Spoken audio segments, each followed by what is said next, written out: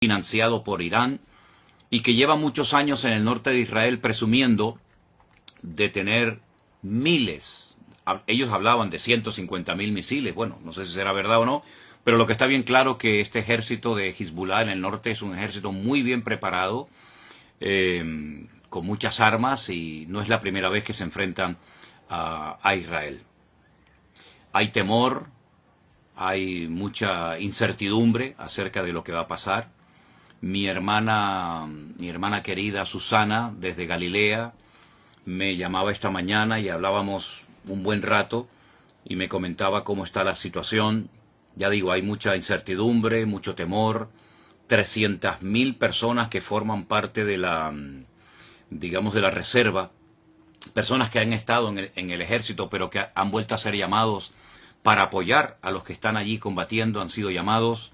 En fin, todo esto está moviendo, está sacudiendo las estructuras, no solamente de Israel, sino que está el Señor hablándonos y dándonos un mensaje, yo creo, muy claro.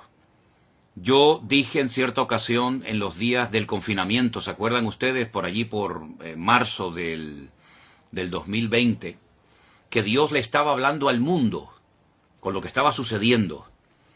Pero, sobre todo, era un tiempo especial para que la iglesia recapacitara y reflexionara acerca de lo que estaba pasando. Aquellos hermanos que me decían o que decían, no tengo tiempo para orar, para leer la Biblia, para estudiar la palabra, yo les dije, pues vais a ver cómo vais a tener tiempo. Ahora vais a tener bastante tiempo, porque vais a estar encerrados muchos días, semanas y probablemente hasta meses, para que esa excusa de que no tengo tiempo ya sea desterrada definitivamente de vuestras vidas.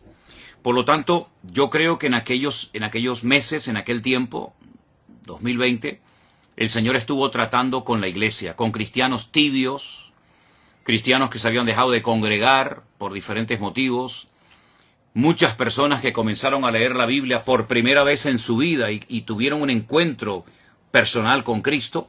Y bueno, y de aquellos días, de aquella temporada, surgió lo que todos conocemos como la iglesia virtual, formada por centenares y centenares de hermanos de todas partes del mundo que se acercaron al Señor, gente que se entregó a Cristo en aquellos días, y nació la iglesia virtual, que hasta el día de hoy pues sigue siendo un instrumento tremendamente poderoso en las manos del Señor, y ahí surgieron iglesias y obreros y lugares de culto y tantas cosas que podríamos mencionar.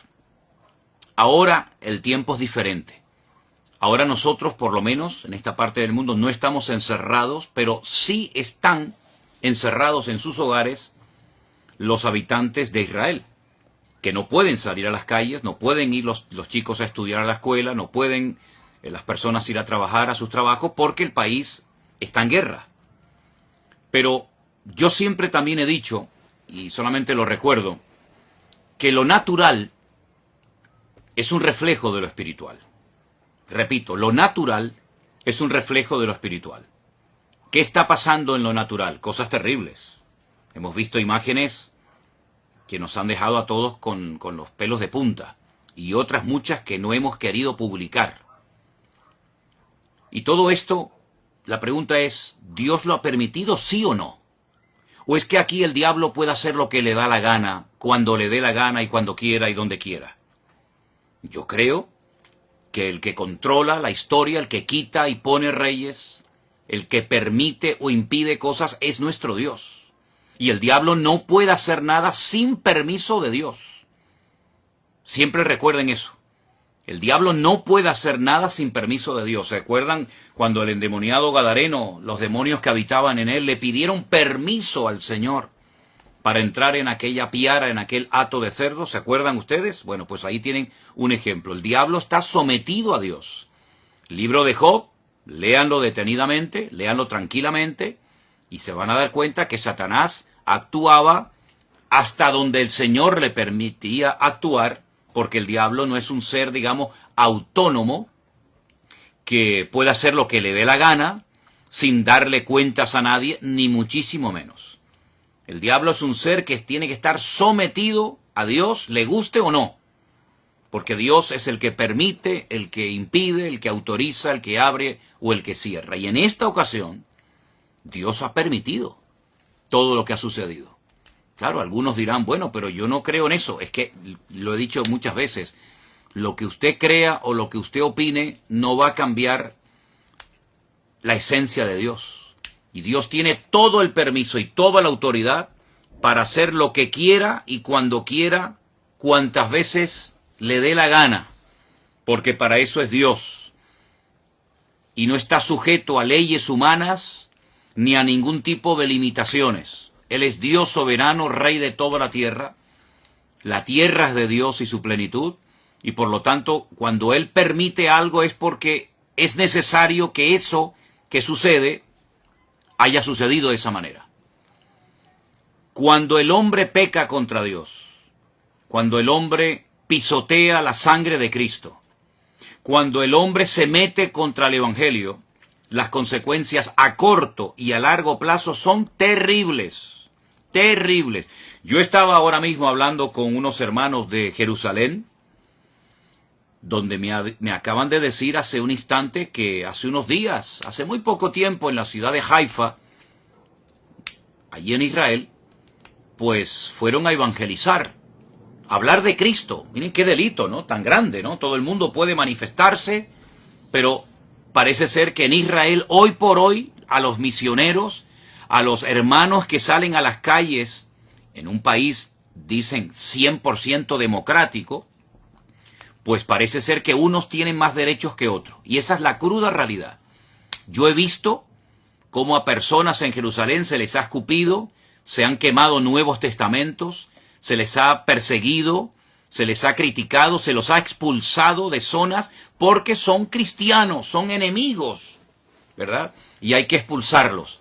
Pero luego, sin embargo, se hacen otras manifestaciones, otros colectivos totalmente antibíblicos, incluso algunos que hasta odian y oran en contra del Estado de Israel, se les permite salir con sus banderas, con sus pancartas y hacer todo tipo de manifestaciones en público. Pero a los cristianos no.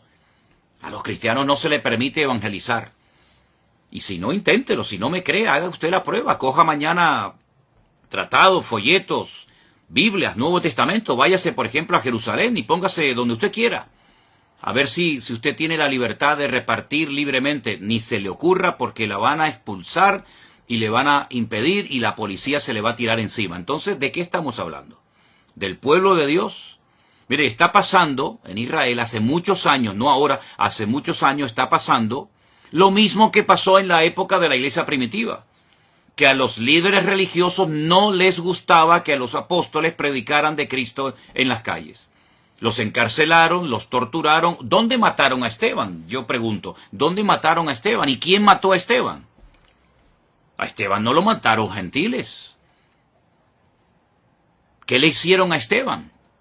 ¿Quién estaba presente en la ejecución de Esteban? ¿No estaba por ahí un jovencito, un tal Saulo de Tarso? ¿Saulo de Tarso de dónde era? ¿De Japón? ¿De Babilonia? ¿De España? ¿De dónde era Saulo de Tarso? ¿De dónde eran los que apedrearon a Pablo? ¿Quiénes eran los que le impedían a los apóstoles predicar el evangelio libremente en la ciudad de Jerusalén? ¿Quiénes eran? Ustedes saben la respuesta, está en el libro de los Hechos, solamente es cuestión de leer la Biblia. Entonces es exactamente lo mismo, pero ya no estamos en el siglo I, estamos ahora ya en el año 2023, y todavía en Israel está prohibido evangelizar. Ustedes sabían que en Jerusalén hay una universidad de los mormones, una universidad, unas propiedades, unas instalaciones tremendas, que tuvieron que costar muchos miles, tal vez millones de dólares, no lo sé. Bueno, se les permitió hacer eso en Jerusalén con la condición de que no evangelizaran. Porque ustedes saben perfectamente que los mormones salen por ahí a repartir sus folletos, a evangelizar. Bueno, no lo pueden hacer, no lo pueden hacer. Entonces, no me vengan a mí ahora que Dios tiene que respaldar y tiene que bendecir y tiene que apoyar a un pueblo que prohíbe la predicación del evangelio, que prohíbe la predicación del Mesías en el cual creemos los cristianos. Nadie está obligado a creer en el Mesías de los cristianos, nadie está obligado, pero se supone que en un país libre, en un país democrático, uno puede hablar de lo que quiera, se supone. Como también en la democracia en España se supone que se pueden decir y hacer ciertas cosas, pero a la hora de la verdad no es verdad, ¿verdad?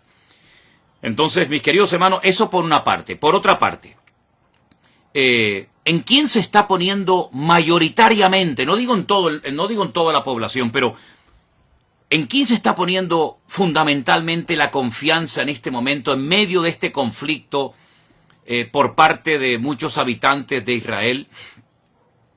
En un señor norteamericano que apoya a ciertos y determinados colectivos que todos sabemos cuáles son y qué es lo que pretenden, colectivos que precisamente interrumpieron una reunión de oración a judíos ortodoxos en Jerusalén, y esa reunión que se iba a celebrar en Jerusalén con el día y las festividades del Yom Kippur, etcétera, no fueron interrumpidas por extranjeros ni por cristianos, fueron interrumpidas por judíos, habitantes de Israel, que se levantaron contra sus compatriotas a prohibirles que oraran, que leyeran la Torá, que hicieran teshuvá, y los que me están oyendo y son de allí sabéis a lo que me refiero, se les prohibió y se les expulsó. Donde se han hecho manifestaciones totalmente antibíblicas y ante los principios morales y espirituales de la colectividad religiosa de Jerusalén. ¿Dónde se han hecho esos desfiles? ¿No han sido en la ciudad santa de Jerusalén?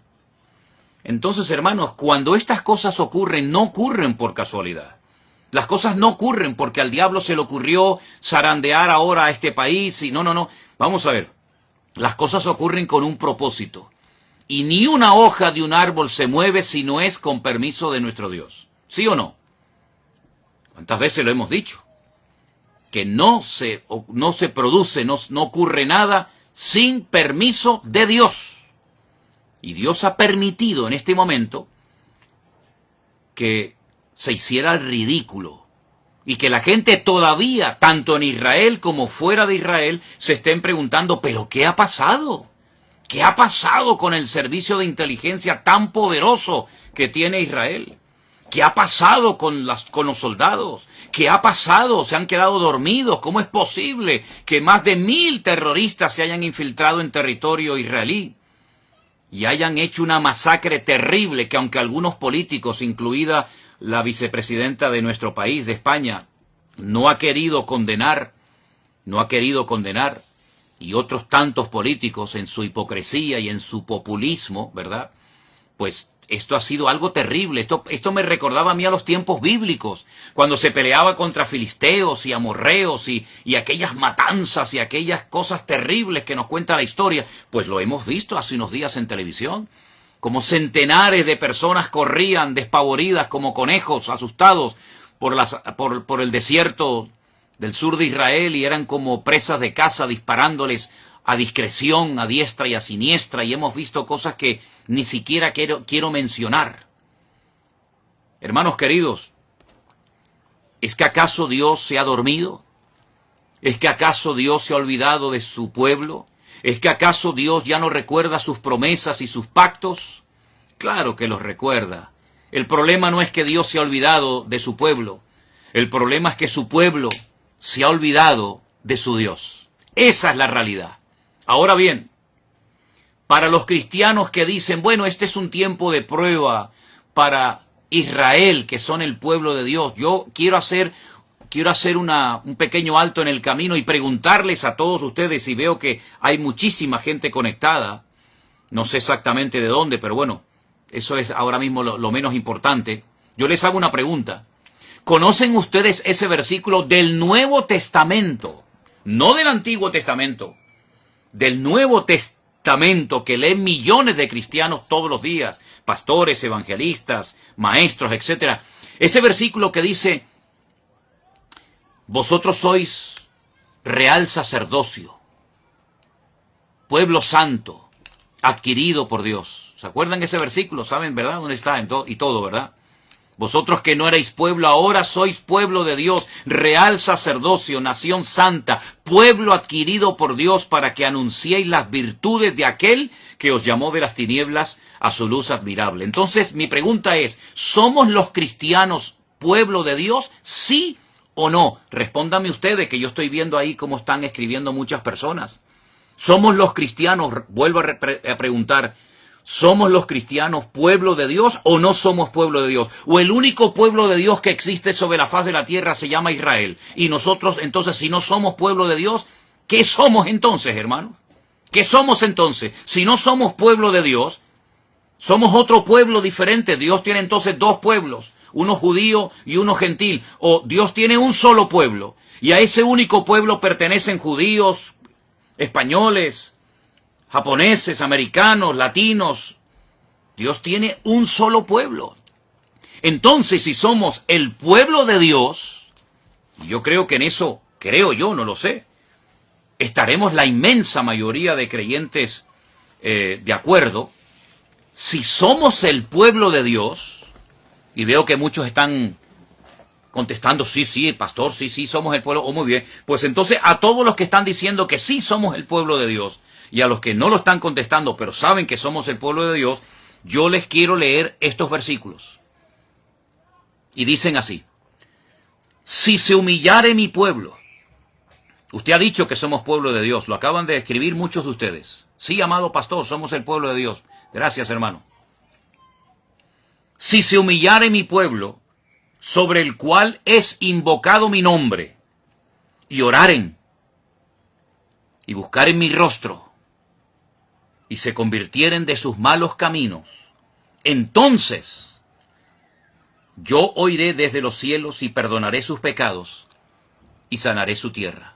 Vuelvo a hacer la pregunta de antes: ¿somos los cristianos hijos de Dios y pueblo de Dios, sí o no? Sí, ¿verdad? Pues entonces, ¿qué estamos esperando para, como pueblo de Dios, humillarnos, invocar su nombre, orar, buscar su rostro, convertirnos de nuestros malos caminos, dejarlos a un lado? ¿Qué estamos esperando, hermanos queridos?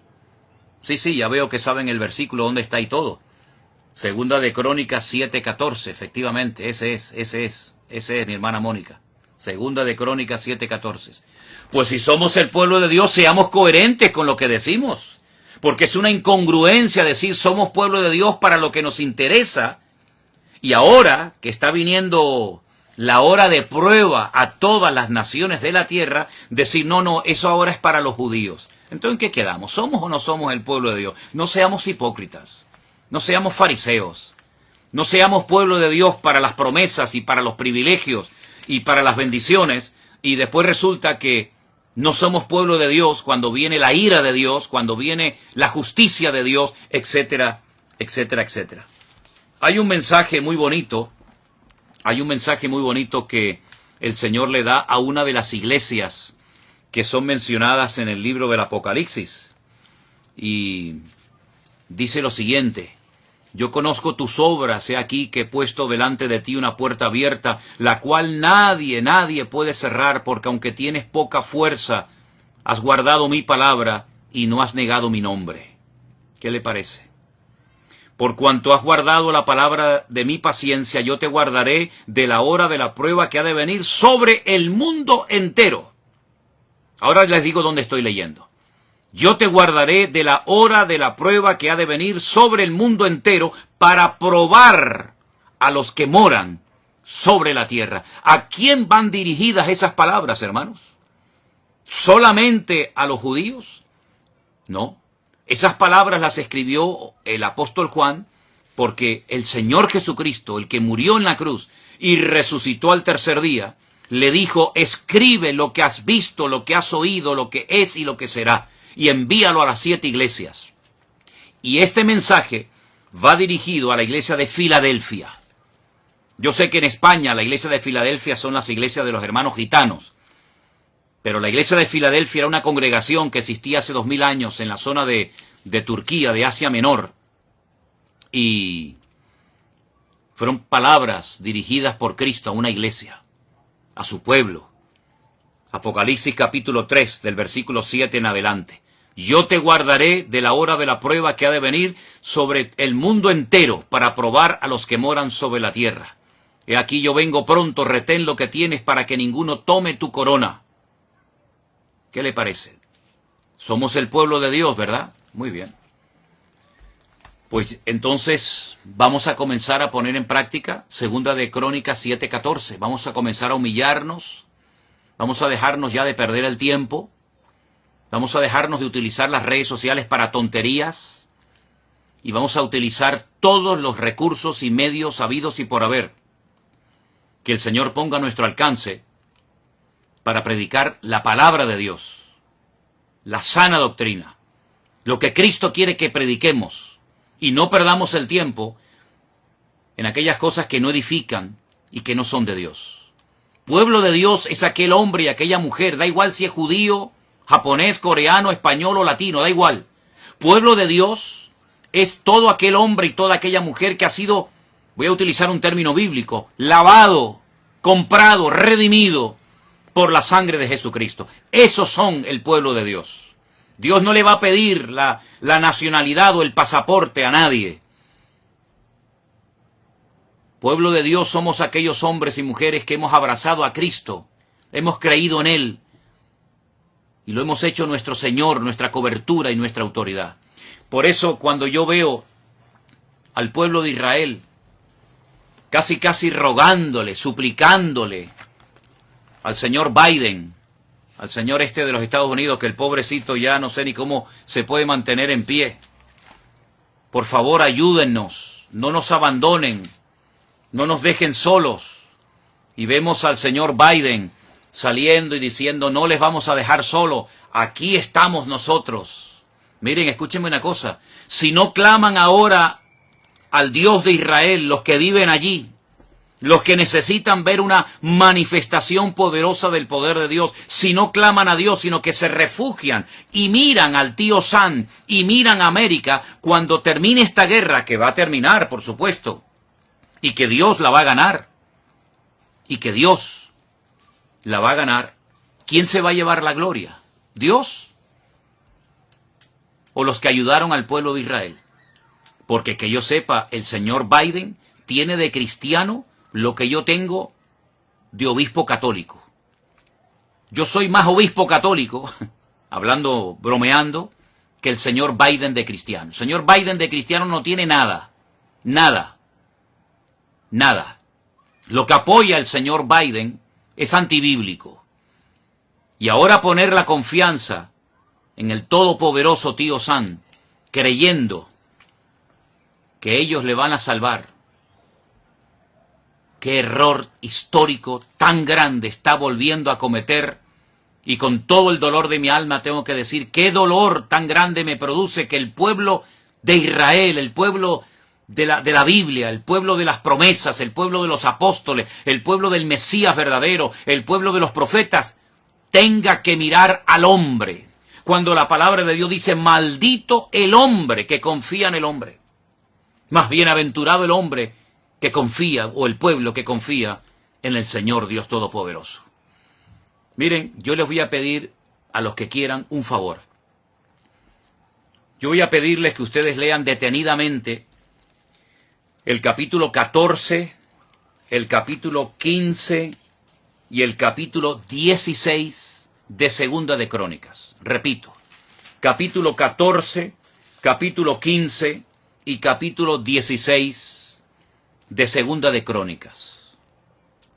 Lean detenidamente el reinado del rey Asa, hijo de Abías. Lean detenidamente, y parece que estamos leyendo el periódico de hoy. Yo voy a hablar, Dios mediante, el domingo, en el culto que vamos a retransmitir por la tarde desde nuestra iglesia aquí en Santa Cruz de Tenerife. Voy a hablar de estos capítulos y de este personaje, porque se vuelve otra vez a repetir la historia. Mira, cuando un creyente, pastor, profeta, evangelista, me da igual, porque usted sabe que hoy en día hay algunos en el ministerio que si no dicen lo que son, el doctor, el apóstol, como que se sienten mal porque su identidad no se la da Cristo, su identidad se la da el cargo, su identidad se la da lo que hacen. Soy el presidente de la denominación tal, soy el director. Bueno, ustedes saben que siempre hay este tipo de personas. Mire, si esas personas con cargos, con autoridad, confían más en el poder de su denominación o tienen más confianza en su economía, en su patrimonio, que en Dios, están totalmente perdidos. Están totalmente ciegos. Y mucha parte del pueblo de Dios, y ya les he dicho quién es el pueblo de Dios, y si no, dele para atrás cuando termine esta intervención que estoy haciendo en esta tarde, cuando usted se pregunta en quién estoy poniendo mi confianza, pues ¿en quién? Es quién estamos poniendo nuestra confianza. ¿En Dios? ¿En su palabra? ¿En sus promesas? ¿En los hombres? Mire, solamente le voy a leer un versículo de Segunda de Crónicas 14:11. Escúchelo bien. Oh Señor, para ti no hay diferencia. No hay diferencia alguna en dar ayuda al poderoso o al que no tiene fuerzas. Ayúdanos, oh Señor Dios nuestro, porque en ti nos apoyamos y en tu nombre venimos contra este ejército. Oh eterno Dios, tú eres nuestro Dios, que no prevalezca contra ti el hombre. Segunda de Crónicas, capítulo 14, verso 11. Ay, Señor, bendito sea tu nombre, si ahora mismo el representante de Israel, sus ministros, etcétera, sus líderes políticos y religiosos, hicieran en público en los canales de televisión, que pueden hacerlo sin ningún problema. Ahora mismo llaman a los distintos canales de televisión, mensaje nacional, proclamación de ayuno y de oración. Y voy a hacer la oración bíblica que hizo el rey Asa en un momento de su vida, antes de que se torciera. Oh Señor, para ti no hay diferencia alguna en dar ayuda al poderoso o al que no tiene fuerza. Ayúdanos, Señor Dios nuestro, porque en ti nos apoyamos. Hoy no puede decir eso Israel. Hoy no lo puede decir. No se están apoyando en el Dios de Israel. Se están apoyando en otras cosas, en otras personas. Maldito el hombre que confía en el hombre. Bueno, pues, si hicieran esta oración desde lo más profundo de su corazón, el problema ya está resuelto. Ya estaría resuelto en 5 minutos. Se acabó. Olvídense de Hezbollah, olvídense de los misiles, olvídense de los cohetes, olvídense de Hamás.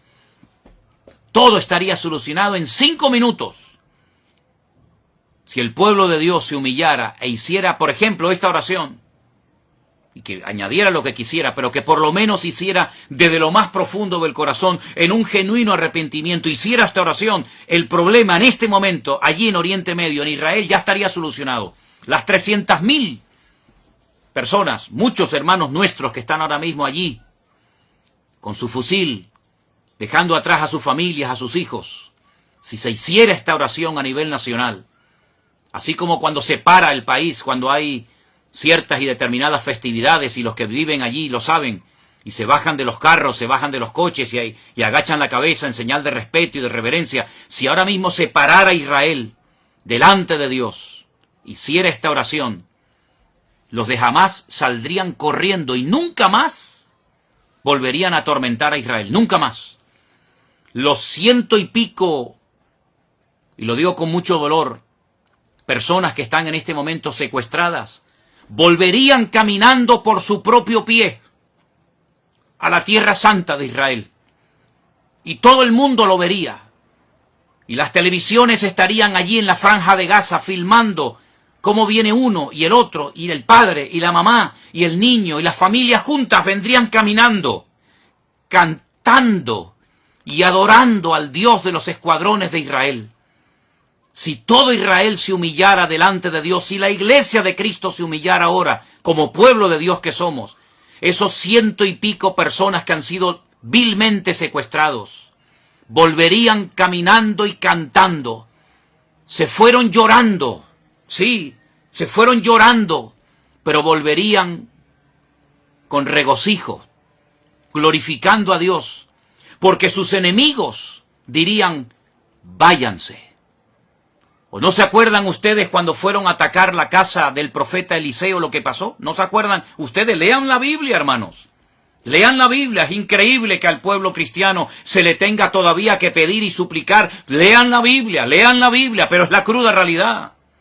Si ustedes leen la Biblia van a encontrar, mis amados hermanos, que cuando fueron a atacar la casa del profeta Eliseo, un hombre que no estaba armado, un hombre que no era un soldado, era un varón de Dios, un profeta del Dios Altísimo. ¿Qué le pasó? ¿Qué le pasó a los que fueron a atacarlo? No pudieron hacerle nada. Y el profeta dijo, más son los que están con nosotros que los que vienen contra nosotros. Israel necesita urgentemente ver el cielo abierto y ver la gloria de Dios. Lo que Israel necesita, mis queridos hermanos, es ver la gloria del Dios de Israel, el Dios todopoderoso, el Dios que abrió el mar rojo, el Dios que mandó fielmente cada día el maná en el desierto, la roca eterna que le seguía, de la cual bebieron todos.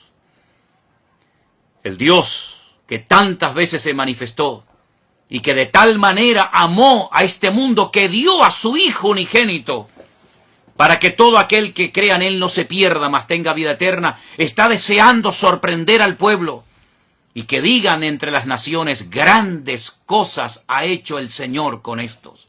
El Señor quiere llenar la boca de risa del pueblo de Dios, quiere traer regocijo, cántico, júbilo y alegría a su pueblo. Ahora está llorando, ahora está sufriendo, pero todo eso puede cambiar, repito, si el pueblo de Dios se humilla ahora mismo y le piden perdón a Dios por la idolatría, por los pecados terribles, por las abominaciones terribles que ha estado cometiendo y siguen cometiendo, por las blasfemias que han cometido, por el rechazo a los cristianos, creyéndose superiores a los demás, llamando Goyim, los Goyim, ¿verdad? Los perrillos, a los que no son como ellos. Ay, mis queridos hermanos, qué imagen impactante sería ver a esas criaturas que fueron llevadas cautivas, como se llevaron cautivos antaño a muchos judíos, por ejemplo, a Babilonia.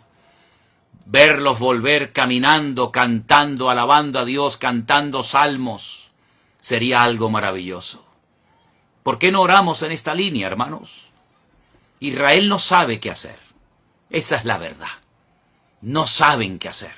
¿Entramos a Gaza o no entramos? Por tierra, por mar, por aire.